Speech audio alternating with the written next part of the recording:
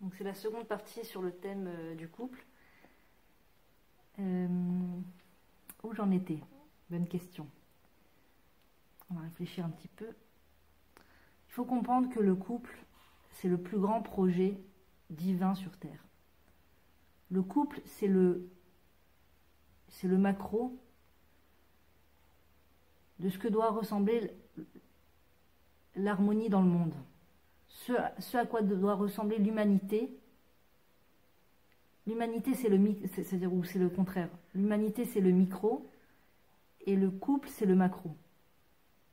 Le couple juif, si le couple juif fonctionne, si le projet du couple fonctionne, l'humanité a des chances de fonctionner. Si le couple ne fonctionne pas, vous pouvez faire tout ce que vous voulez autour. Vous pouvez développer tout ce que vous voulez développer autour. Rien ne fonctionnera. D'ailleurs, on nous dit, ne prends pas conseil chez un psychologue, ou chez un rave, ou chez une personne qui est conseiller conjugal, qui n'a pas la paix conjugale chez lui, ou qui n'est pas marié. Ne prends pas conseil, ça ne pourra pas t'aider. À quel point la réussite de la construction conjugale est essentielle et cruciale pour tout le reste. Rien ne peut avoir lieu si le couple n'est pas fortifié, si le couple ne fonctionne pas. Moi, j'aimerais, et j'espère qu'ils ne le prendront pas mal, donner comme exemple mes beaux-parents. Mes beaux-parents, c'est un couple, que Dieu les bénisse et leur donne la paix conjugale jusqu'à 120 ans. C'est un couple que, ne serait-ce que tu les vois marcher dans la rue, déjà tu prends une leçon. Ils marchent toujours ensemble, côte à côte, main dans la main. Toujours.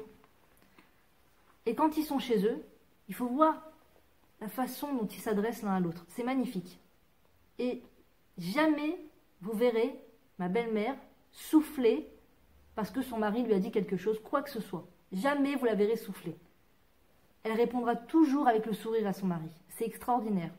Extraordinaire. Et d'ailleurs, je vais vous dire un petit détail, et j'espère vraiment que voilà, ça peut servir pour le peuple. Donc je le raconte. Quand je les ai rencontrés en France, ils avaient toujours sur leur table une petite salière en forme d'oiseau. Et donc le sel et le poivre, deux oiseaux, dans une petite corbeille comme ça. Et si quelqu'un se servait du sel ou du poivre et avait le malheur de remettre l'oiseau dos contre l'autre, tout de suite, ou mon beau-père ou ma belle-mère avaient le réflexe de tourner l'oiseau l'un vers l'autre. Alors moi, au début, quand j'ai vu ça, j'ai un peu rigolé. J'ai dit, oh pardon, je suis désolée, j'ai défait la déco et tout. Et ils m'ont dit, non, non, c'est pas une question de déco, c'est une question que c'est important qu'il y ait l'harmonie et la paix entre ces deux oiseaux. J'ai dit, ah bon? Ils m'ont dit, oui, c'est comme dans le couple. Si ces deux oiseaux, ils s'entendent, moi et mon mari, on s'entend. Si ces deux oiseaux, ils ont le dos contre le dos, comment on peut s'entendre dans le couple quand on est dos contre dos? Et ma belle-mère m'a dit, c'est comme dans le Saint des Saints, il y a les deux anges qui sont l'un face à l'autre. Quand le peuple Israël se comportait bien, quand il y avait de l'amour dans le peuple d'Israël, les anges étaient l'un contre l'autre. Et si jamais il y avait la guerre entre les Juifs, si jamais les Juifs se comportaient mal, malheureusement, les anges étaient dos contre dos. Et c'est vraiment l'image du couple. C'est vraiment l'image du couple qu'on doit avoir en tête et se dire que quand je suis en paix avec mon mari, quand je suis face à face avec mon mari, pas dos contre dos où l'un il veut parler à l'autre mais l'autre il fait la tête, etc. Faire la tête, ça crée des situations très problématiques. Oui, mais mon mari, c'est lui qui me fait la tête le premier, on s'en fout. On s'en fout. Celui qui réussit à plus faire la tête à l'autre, c'est lui qui est intelligent. C'est lui qui détient l'intelligence suprême. C'est lui à qui revient la médaille de toutes les médailles au monde, c'est à lui que ça revient. Même si l'autre il fait la tête et toi tu fais le pas d'arrêter de faire la tête et de demander pardon à ton mari, mais c'est lui qui est le responsable. C'est pas ça qui importe Hachem. Hachem, lui, il veut qu'il y ait la paix qui réside. Débrouillez-vous, je veux pas savoir. Qui c'est qui a raison, qui c'est qui a pas raison. Tu sais, quand les enfants ils viennent comme ça, tous, c'est lui qui, c'est de sa faute, non, c'est de sa faute, non, c'est de sa faute. Je veux pas savoir c'est de la faute de qui. Mais arrêtez de crier. Dis-toi que c'est pareil pour Hachem. Non, non, non, non, non, non, non, non, non, non, c'est ta faute, non, c'est de ma faute, non, c'est de ta faute. Le Rav Levanon, il dit, quand j'ai un couple qui vient, et qu'il y en a un qui dit, c'est de ta faute, non, c'est de sa faute, non, c'est de sa faute, non, c'est de sa faute, il a dit, j'ai l'impression de voir deux mains qui se frappent. C'est à cause de toi, non, c'est à cause de toi, non, c'est toi qui n'as pas réussi la manœuvre, non, c'est à cause de toi. C'est absurde, on ne pourrait pas imaginer deux mains qui se frappent l'un et l'autre. Deux personnes d'un même couple ont une responsabilité sur les épaules énorme.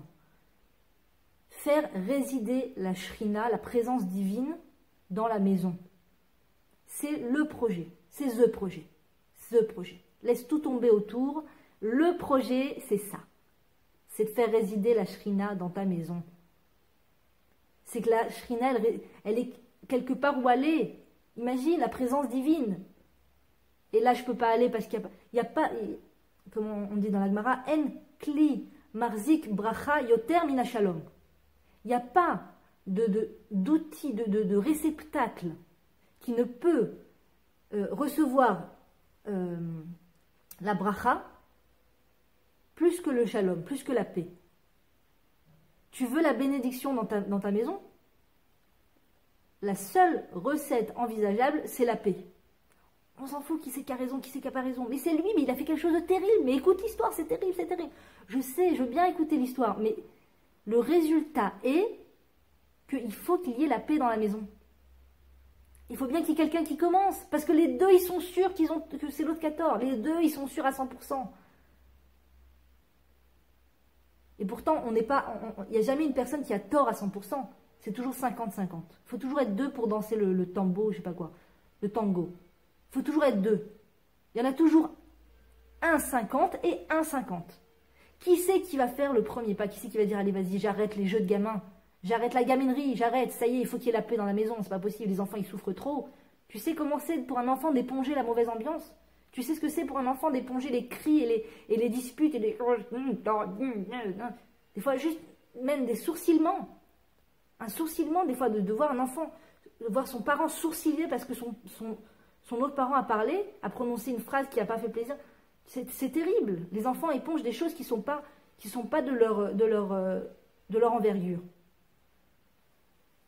Donc le principal, c'est de se dire, ok, tu sais quoi, tu te prends une petite feuille comme ça, avec un feutre, et tu écris, le projet de ma vie, c'est la paix conjugale.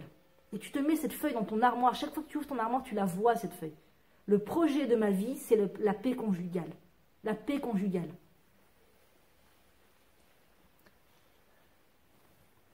S'il y a la paix conjugale, il y a la présence divine. La présence divine, elle t'apporte tout. Mais tout sur un plateau. Sur un plateau. Des gens, des fois, ils divorcent pour des problèmes d'argent.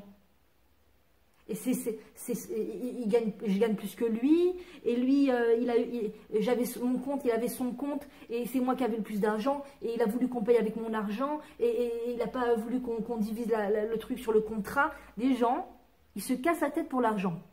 Mais ils ne se rendent pas compte que l'argent, il arrive que s'il y a la paix. L'argent, il arrivera que s'il y a la paix. La paix, ça amène la bracha. Le shalom, ça amène la bracha. S'il y a la paix entre toi et lui, il y aura l'argent. Mais attention, pas l'argent vulgaire. Il y a l'argent qui aide, qui est une bracha, et puis il y a l'argent qui est vulgaire, qui est sale, qui n'apporte pas la bracha. Que tout ce que tu vas faire avec cet argent, c'est rien que ça va détruire les enfants, la femme, la famille, ça va tout détruire. Tu vas payer des trucs qui servent à rien, tu vas acheter des choses qui servent à rien, qui font que compliquer le couple, qui font que tu vas montrer du m'as-tu vu à tout le monde et regarder la bar mitzvah extraordinaire qu'on a fait pour notre fils et regarder ça, m'as-tu vu, et ça c'est très mauvais pour l'âme de la personne, parce que la personne elle rentre dans l'orgueil, parce que l'argent qui est une bracha, c'est l'argent qui sert, que chaque shekel, chaque franc, chaque euro, il sert de façon optimale. Il sert de façon optimale. C'est quand il y a du chesed dans la maison. Quand on donne pas que l'argent que pour soi, on n'est pas égoïste. On donne aussi l'argent à ceux qui en ont besoin. Ça, c'est la bracha aussi. Cet argent qui est un argent de bracha, de bénédiction, il ne viendra que s'il y a la paix entre toi et ta femme. Entre toi et ton mari. Des fois, les gens, ils se disputent pour de la jalousie, des problèmes de jalousie. Oui, tu lui as parlé, non, tu lui as parlé, tu l'as truc. C'est sûr que c'est insupportable d'avoir l'impression qu'on partage son conjoint avec quelqu'un d'autre. C'est insupportable. Le conjoint, il doit appartenir qu'à la femme. La femme, elle doit appartenir qu'à son mari. Le mari, ça, c'est la base aussi. C'est la base. S'il n'y a pas cette base, c'est très difficile. Comment on commence à créer cette base? La pudeur. S'il n'y a pas de pudeur chez la femme, c'est très difficile de mettre une ambiance de fidélité. C'est très difficile. Ah, mais non, mais moi, je suis quelqu'un de très droite. Mais non, la pudeur, ça ne me parle pas. Et je suis quelqu'un de très honnête, très droite. C'est très important, la pudeur. La pudeur dans le couple, c'est la base de tout. C'est la base de tout. Si la femme est pudique, automatiquement, l'homme en viendra à finir par devenir pudique. Si la femme montre à son mari que c'est important pour elle qu'il n'aille pas voir ailleurs, que c'est important pour elle que l'un appartient à l'autre et que l'autre appartient à l'un, ça c'est très important. Apparemment, il y a un écrivain non-juif qui a écrit un livre, que je ne sais pas comment il s'appelle d'ailleurs, je ne vous dirai jamais le titre, parce que je trouve que c'est vraiment faux ce qui est dit là dans ce livre. Il est dit que le mari n'appartient pas à l'homme, non, le mari n'appartient pas à la femme, et la femme n'appartient pas à l'homme. C'est pas parce que tu te maries avec quelqu'un qu'il t'appartient. C'est pas parce que tu te maries avec une femme qu'elle t'appartient. Alors quoi? C'est-à-dire, tu te maries avec quelqu'un et elle continue d'appartenir à tout le monde? Tu te maries avec un mari et il appartient à tout le monde? Non. Alors quand la femme, elle se renforce dans la pudeur, elle en arrive à comprendre qu'il faut aussi arrêter de faire la bise. Et quand elle arrive à arrêter de faire la bise et qu'elle voit son mari faire la bise, c'est difficile. Donc elle se sent obligée d'aller parler à son mari. Mon très cher mari, regarde, moi je fais pas la bise aux autres hommes. J'aimerais bien que tu ne fasses pas la bise aux autres femmes. C'est important pour moi. Et donc, petit à petit, ça s'équilibre. La pudeur, c'est très important. La pudeur dans le couple. Aujourd'hui, de nos jours, avec ce qui se passe à l'extérieur, avec ce qui se passe sur Internet, etc., la pudeur, c'est la base. C'est la base. On ne peut pas faire le shalom entre soi et son mari s'il y a des jalousies constantes. Il y a de la jalousie constante. Si tout le temps, le mari, il a peur que la femme va voir ailleurs, si tout le temps, la femme, elle a peur que le mari aille voir ailleurs, c'est difficile. C'est très difficile. Donc, il faut avoir il faut se renforcer dessus, sur la pudeur et sur le fait de communiquer avec son mari et lui dire, écoute, je t'aime, je suis la femme de tes enfants, je suis ta femme, on est mariés, fais-moi plaisir, arrête de parler avec cette femme, arrête de faire la bise avec cette femme. Ça me déchire le cœur, je peux pas. Je peux pas. C'est très important de dire ce qu'on a à dire. Maintenant, il faut comprendre que nos enfants, ils gagnent tout à ce qu'on ait une bonne vision, à un bon regard du mari. Nos enfants, ils ont tout à gagner. Qu'on développe ce bon regard sur le mari. Alors, un conseil. Et je pense que ça sera le premier pas après avoir pris sur soi de se renforcer dans la pudeur. Le second pas, dirons-nous, ça sera le fait de s'offrir un joli cahier avec un joli stylo qui donne envie d'écrire. Et que tous les jours, tant qu'on est encore dans cet état où on voit le négatif chez son mari, quand on a réussi à dépasser ce stade, je pense que c'est plus spécialement obligatoire tous les jours, mais quand on est encore dans ce stade où vraiment on a une vision du mari qui est très péjorative, tous les jours faire cet exercice-là, de prendre ce cahier et ce stylo et d'écrire tous les jours, même si on se répète, même si on écrit la même chose chaque jour, c'est pas grave. Si on arrive à trouver des nouvelles choses, c'est encore mieux. Et si on écrit la même chose tous les jours, c'est pas grave. D'écrire tout ce qu'on voit de bien chez son mari. Tu prends le plus beau cahier de la papeterie. Non, on va pas dire le plus beau stylo, parce qu'un stylo, ça peut monter très haut. Mais un cahier, jusqu'à combien ça peut coûter? Un beau cahier qui donne envie d'écrire. Avec un stylo normal, on va dire. Voilà, conseil technique. Et tous les jours, tu ouvres ce cahier. Déjà, tu peux relire un petit peu ce que tu as écrit. Mon mari paye l'électricité. Mon mari... Je sais pas, je vais dire paye l'électricité, mais il y a certaines femmes pour qui le mari ne paye pas l'électricité. Alors pour ces femmes, ça sera mon mari a accepté de se marier avec moi. Mon mari, comme je l'ai dit dans l'autre vidéo, je ne sais pas si vous avez entendu, si vous n'avez pas entendu l'autre vidéo, vous allez être un peu choqués, désolé. Mon mari n'a pas en vue de me tuer. Parce que voilà, un Rav nous a raconté une histoire qui travaillait dans une prison, qu'un prisonnier est venu le voir et il lui a dit: je suis en prison parce que j'ai tué ma femme, je l'ai coupée en morceaux et j'ai caché des morceaux dans toute la maison. Mon mari n'a pas l'intention de me tuer. Mon mari n'a pas l'intention de me diviser en mon corps et de le mettre dans la maison. Waouh! Waouh! Je peux respirer, quoi. Je me lève le matin, je sais que j'ai pas un ennemi en face de moi qui veut me tuer. Waouh! Waouh! Merci mon Dieu, c'est déjà énorme. C'est déjà énorme, c'est pas le cas de tout le monde. Mon mari m'a fait un compliment une fois. Avant le mariage, peut-être. Peut-être même après le mariage. Un jour, il m'a fait un compliment. Il m'a dit cette phrase. Merci, merci mon Dieu que mon mari a pu me dire un compliment. Il y a des femmes qui n'ont jamais entendu un seul compliment sortir de la bouche de leur mari. Jamais. Et si c'est le cas de cette femme qui me regarde dans son moment et qui se dit: ah, c'est mon mari, tiens. Parce qu'il faut savoir qu'il y a un grand Yetzer Hara dans l'être humain.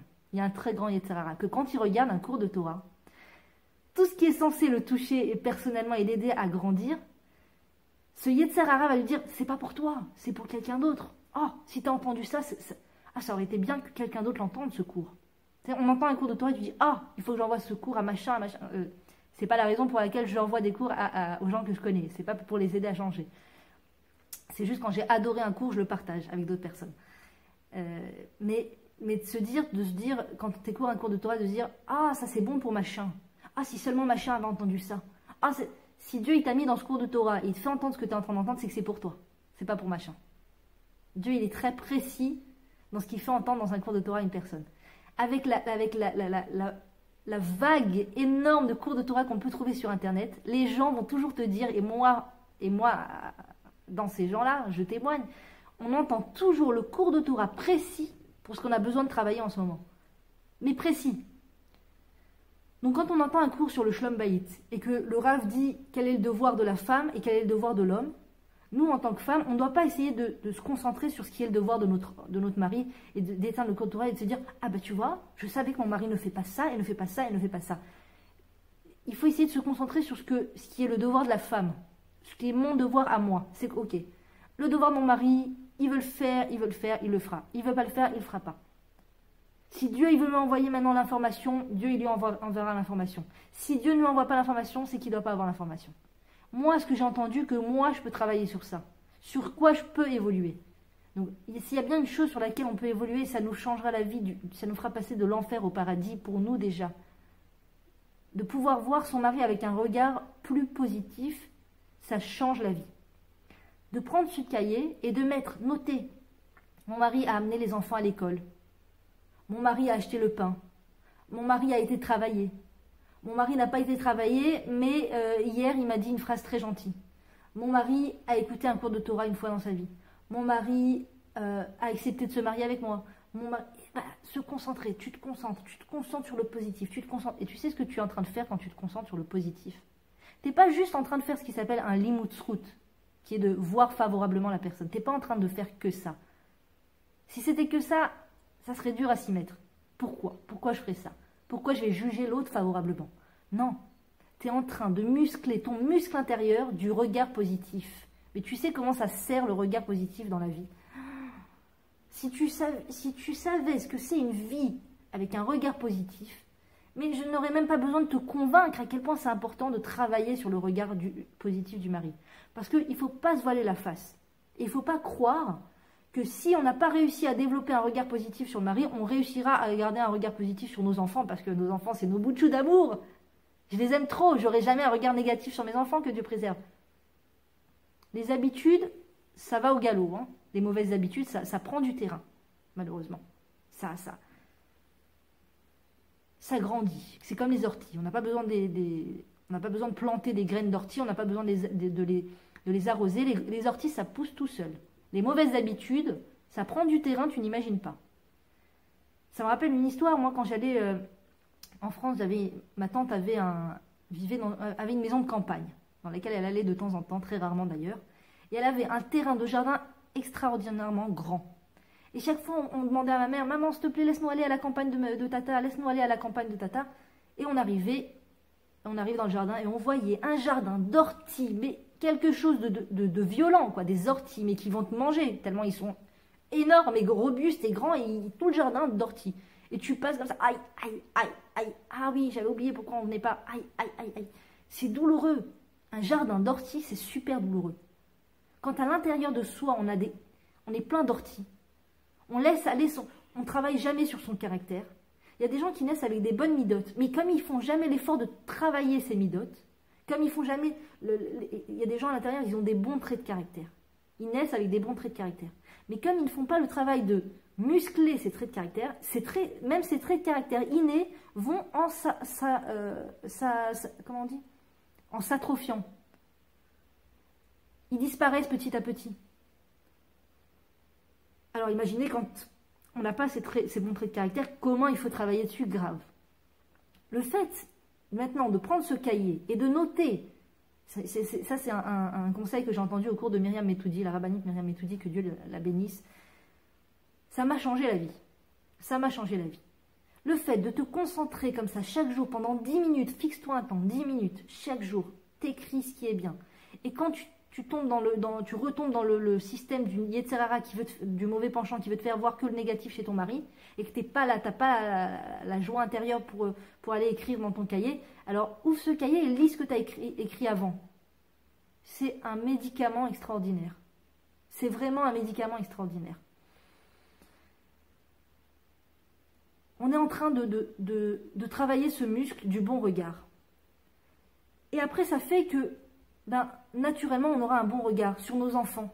Oui, parce que malheureusement, quand on n'a pas travaillé son bon regard sur le conjoint, on a un mauvais regard sur ses enfants à un moment dans la vie. Malheureusement, c'est triste à dire, mais c'est comme ça. C'est triste à dire, mais c'est comme ça. Oui, on peut avoir un mauvais regard sur ses enfants, un regard négatif sur ses enfants, parce qu'on n'a pas fait le travail de Shoresh, de la racine, qui est de développer le bon regard sur le mari. Développer le bon regard sur le mari, ça se travaille. Et oui, il n'y a pas que le sport dans la vie, il n'y a pas que le sport physique. C'est important le sport physique, c'est important de faire de bouger son corps, de faire des étirements, etc. Mais le sport intérieur, le sport de l'âme, c'est le sport de notre caractère, c'est ça, avec ça qu'on va vivre jusqu'à 120 ans. C'est avec le caractère qu'on sait travailler. C'est pas on va se rendre compte au bout d'un moment que c'est pas le conjoint qu'on a qui est problématique. C'est le regard qu'on a sur lui qui est problématique. C'est le regard qu'on a sur l'autre qui nous gâche la vie. Qui nous gâche la vie. La vie, elle peut être un paradis. Moi, à un moment, quand j'avais du mal encore, et je dis pas que c'est très facile aujourd'hui, je travaille sur ça, mais il y avait une période, disons, où c'était encore plus problématique chez moi. Je rentrais dans la voiture avec mon mari, on partait pour une journée kiff, sympathique, à la base. Il y avait mon mari qui conduisait, moi à côté, les enfants derrière. Et je sais pas pourquoi ça finissait toujours par exploser dans la voiture. Toujours il y avait une dispute. Toujours le ton qui finissait par monter, et hop, et mon mari qui a sa tête de son côté, et moi qui a ma tête de mon côté, et voilà, et tout le trajet c'est comme ça, et on rentre à la maison, on est vénère, c'est-à-dire non, on arrive là où on devait arriver, on sort, on devait voir des gens, ah salut, ça va, ouais, très bien, et toi, super, super, allez, salut, à bientôt. Chacun de son côté, chacun la tête, ok? Le trajet du retour, après une fois à la maison, on continue à faire la tête, etc. Toujours, chaque fois qu'on sortait pour une balade de sympathique, on finissait toujours par exploser. À un tel point que je me suis dit, peut-être qu'il faut que je reste chez moi. Je ne sais pas, peut-être qu'il faut que je laisse mon mari aller seul avec les enfants là où il doit aller, ou peut-être que je dois le laisser aller seul, ou peut-être qu'on ne doit pas faire de moment kiff familial, peut-être. Et au bout d'un moment, je me suis dit, c'est pas possible que ça soit ça la solution. Peut-être. Ah oui, alors au début, quand j'ai pensé ça, j'ai pris la décision de ne plus sortir. J'ai dit à mon mari, vas-y seul, vas-y avec les enfants, sors un peu avec les enfants, moi je suis à la maison, j'ai plein de choses à faire, vas-y seul. Et il rentrait, il me disait, ah qu'est-ce qu'on a kiffé, ah les enfants ils ont kiffé, on a chanté dans la voiture, et on a fait un petit pique-nique, et on a kiffé. J'entendais ça, je me disais, comment c'est possible? Comment c'est possible? Avec ce même mari que j'ai, ils ont kiffé. Ils ont mis la musique, ils ont dansé, ils ont chanté, etc. Comment c'est possible? Et après, j'ai compris que... Je me suis dit... Non, sur le moment, je me suis dit, ah, mais c'est pas lui qui est problématique, alors. C'est moi. C'est moi, parce que quand je suis pas dans la voiture, ça n'explose pas. Donc c'est moi qui suis problématique. C'est à cause de moi que je passe un mauvais moment. Je suis la personne problématique. Vous pouvez même pas savoir la nouvelle que ça a été pour moi. Vous ne pouvez pas imaginer à quel point, d'abord ça m'a réjoui de le savoir, et à quel point ça m'a changé la vie de pouvoir comprendre que c'était moi qui avais les rênes entre mes mains. C'était à moi. Si c'est que l'autre, si le problème il est vraiment chez l'autre, comme on aime se le faire croire, si le problème il est vraiment chez l'autre, mais la vie est un enfer, parce que tu pourras jamais changer l'autre, tu pourras jamais... Il n'y a que l'autre qui va décider s'il veut changer ou pas. Donc la vie, c'est une fatalité. C'est la mauvaise ambiance dans la maison, c'est une fatalité, parce que c'est la faute de l'autre. Mais quand tu comprends que c'est chez toi, mais alors tout est changé. Alors, si je veux maintenant demain, je change. Tout va bien. Si maintenant demain je change, on peut se faire une journée de kiff sans que ça explose dans la voiture. Et je me suis fixé comme but de me taire. De rentrer dans la voiture, de me taire, de ne pas parler. Pas, maintenant j'entends les cheveux hérissés. Alors quoi, la femme doit se taire? Comment ça? En 2000, je sais pas combien, je ne compte pas les années, la femme est censée se taire, elle n'a pas le droit à la parole, elle n'a pas le droit à l'expression. Non, c'est pas de ça que je veux parler. C'est pas de ça que je veux parler. Je veux parler de l'art du silence. Tu sais ce que c'est l'art du silence? Tu sais ce que c'est l'art du silence? Parce que parler et dire tout ce qui nous passe par la tête et ne pas mettre un filtre entre ses pensées et sa bouche, c'est de la faiblesse, encore une fois. C'est une faiblesse. C'est une faiblesse. Le libre, comment ils disent, la liberté d'expression. La liberté d'expression. Mais si tu vas rendre visite dans un égout, un jour, si un jour tu ouvres la bouche d'un égout et que tu vas regarder les égouts, c'est la même chose, c'est la liberté du flux, les égouts. Ah mais ça pue, ça sent mauvais. Oui mais il y a une liberté du flux, c'est merveilleux, non? La liberté du flux. Ah mais c'est les égouts, ça sent mauvais, c'est plein de microbes. Et bien c'est pareil, la liberté d'expression, le fait de dire tout ce qui nous passe par la tête, et ben je le pense, et ben je le dis. Et ben je suis franco, et ben je dis tout ce que je pense. C'est un flux qui n'est pas bon. Qui n'est pas bon. Et je trouve qu'on ne devrait pas appeler ça la liberté d'expression. Je trouve qu'on devrait pas appeler ça la faiblesse de l'expression. La faiblesse de l'expression. Tout ce que tu penses, tu le dis. Tu n'aurais pas dû prendre ce chemin. Bah, je t'avais dit de ne pas prendre ce chemin. Tu conduis trop vite. Tu fais pas attention. Enfin, non, mais moi, je préfère qu'on aille là-bas. Oui, bah, c'est comme tu veux. On ira où tu veux, finalement. Mais moi, j'aurais préféré qu'on aille là-bas. Ouais, tu vois, ça casse le ventre. Il y a des enfants qui sont derrière et qui épongent tout ça. Qui épongent. Il y a des enfants qui tombent malades à cause de ça, Chas Shalom. Oui, des hôpitaux qui sont pleins d'enfants, malheureusement, qui ont épongé je ne dis pas que tous les enfants qui tombent malades, c'est à cause de ça, Chas Shalom. Mais il y a des cas d'enfants où c'est le résultat. C'est le résultat de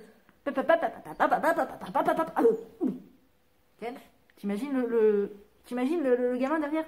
Maman, papa, non, pourquoi, non, c'est horrible. Faut penser à ça. Faut penser à ça.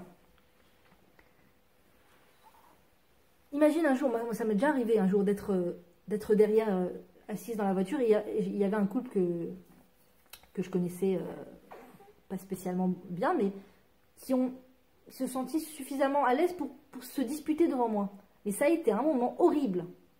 J'avais le ventre crispé, j'avais qu'une envie, c'était d'ouvrir la fenêtre et de sauter par la fenêtre. Mais la voiture allait trop vite. Ah, c'était horrible.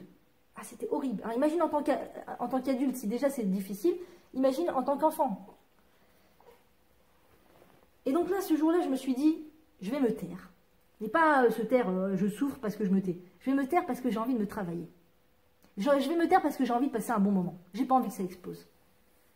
Et je me suis tue. Et j'ai essayé de me travailler sur mes pensées. J'ai essayé de me travailler sur mes pensées. Dès que j'avais une pensée négative, je m'imaginais avec une batte de baseball, comme ça, en train de pousser la pensée négative, comme ça. Ah, j'ai réussi à pousser une pensée négative sur mon mari. Excellent. On va voir si la prochaine pensée, je vais réussir aussi. Prochaine pensée négative, il dit un truc, il insulte quelqu'un, je parle spécialement de mon mari, mais disons, il insulte quelqu'un, un nom d'oiseau, un truc. Oh, il a dit un nom d'oiseau. C'est pas grave. C'est pas grave. C'est pas grave. C'est pas la mort.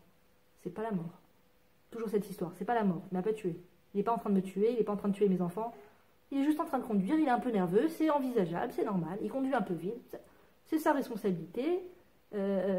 Si tu veux, si tu penses que la vitesse dans la voiture ou tout autre détail technique tout autre détail, c'est une raison suffisamment bonne pour faire exploser l'ambiance familiale, pour bousiller la journée, il faut se poser sérieusement la question, est-ce que vraiment ça vaut le coup?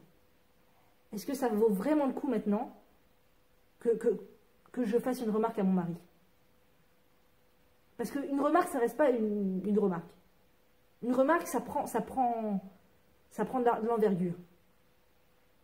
Une remarque, ça peut casser une ambiance. Ça peut casser la journée.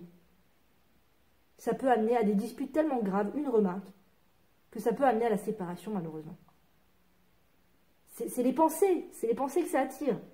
Une pensée négative, ça tire un trait. C'est comme ce jeu à la fête foraine, je ne sais pas si vous connaissez, avec, tu as plein de cordes comme ça, et tu as toute une étagère comme ça de grosses poupées, de petites poupées, plein de nounours, des petits, des grands et tout. Et toi, tu dois tirer une corde, et tu crois que c'est le gros, c'est le tout petit. Tu connais ce jeu? Et il y a écrit, ici, pas de perdant. Toutes les cordes, il y a une poupée, en général. Il y a une poupée qui est accrochée, mais en général, c'est toujours des petites poupées. Bon. Chaque pensée, c'est une corde que tu tires. Chaque pensée. Alors, si c'est une pensée positive, tu amènes les sourires, tu amènes le rire, tu amènes la bonne ambiance. Si c'est une pensée négative, tu es en train de tirer quelque chose d'énorme, malheureusement, très grave, très grave. Mauvaise ambiance dans la voiture, après on se fait la tête pendant une semaine, on a oublié pourquoi on se fait la tête, mais puisqu'on se fait la tête, alors on va continuer à se faire la tête. Et pendant qu'on se fait la tête, malheureusement, on a dépensé. Ouais, je le savais, la séparation, et tout d'un coup, Rasvé Shalom, le pire du pire, on commence à penser à quelqu'un d'autre, que Dieu préserve. Tout de suite, moi je me rappelle un jour, je m'étais disputée avec mon mari sur pour une raison de cache-route. Il avait acheté du fromage, j'étais pas sûre que c'était cachère, et on a commencé à se disputer. J'ai écrit toute la question, j'ai posé la question au Rav par SMS. Et je lui ai dit, je pense que ce fromage n'est pas cachère, etc. Il n'y a pas de théouda et tout ça. Et on s'est disputé avec mon mari et tout. Il ne m'a pas parlé du fromage. Il m'a dit, réconciliez-vous le plus vite possible. Et là, j'ai compris que rien, mais suffisamment important pour qu'il y ait une ambiance de dispute entre la femme et le mari. Rien. Et en général, il y a toujours quelque chose qui se cache derrière la raison, qu'on va dire. Oui, mais c'est la cache-route. T'as pas une petite raison derrière? T'en veux à ton mari pour quelque chose, tu es énervé contre lui, tu as une mauvaise pensée sur lui, tu te dis que c'est quelqu'un qui n'est pas suffisamment religieux à ton goût. On a toutes des mauvaises pensées qui fait que c'est la raison qu'on va faire la tête au mari. Réconciliez-vous très vite. Et ça, pour moi, ça a été une marche à suivre dans la vie de tous les jours.